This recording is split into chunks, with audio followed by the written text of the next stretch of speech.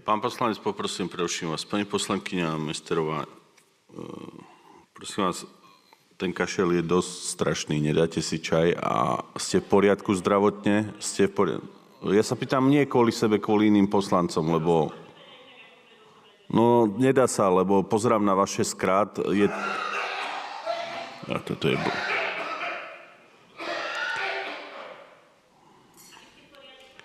Prerušujem schôdzu do 10. hodiny a poprosím o kľud ale potom po 10. hodine. Dáte si rúško. Dobre, ak nechcete, ja som zo niekoho. Ale nemôžem vás vyviesť, kto sa bude zo šialenou hlavou. Pani poslankyňa Mesterová. Ďakujem pekne za slovo, pán Danko. Verím, že si ma vypočujete, keďže ste ma verejne obvinila, že mi nezoberiete slovo.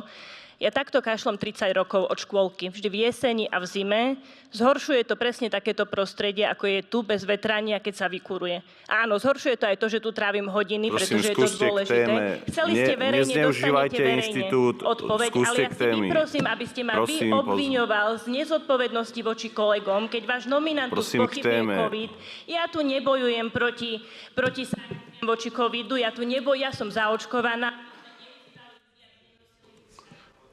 Pán poslanec Mikulec. A mi nepáči, že Čo ste mi...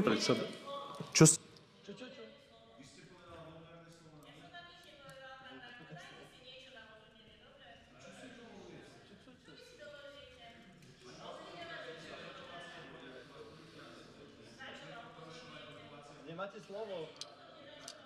Nejde vám mikrofón. My to nepočujeme.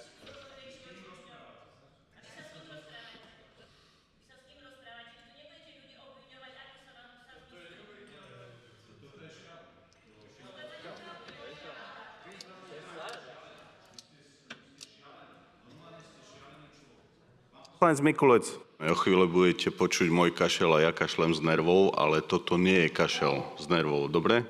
Toto je normálne kašel človeka, ktorý by mal ležať alebo mať rúško. A prosím, vyjadrujte sa k téme. Pani poslankyňa, ja viem, že vám je to nepríjemné, že vyzeráte, že PSK tu môže nakaziť ľudí, nedodržiavate zdravotné opatrenia, ale je to fakt. Mala by ležať a vyliečiť sa. Pani poslankyňa Gregorová.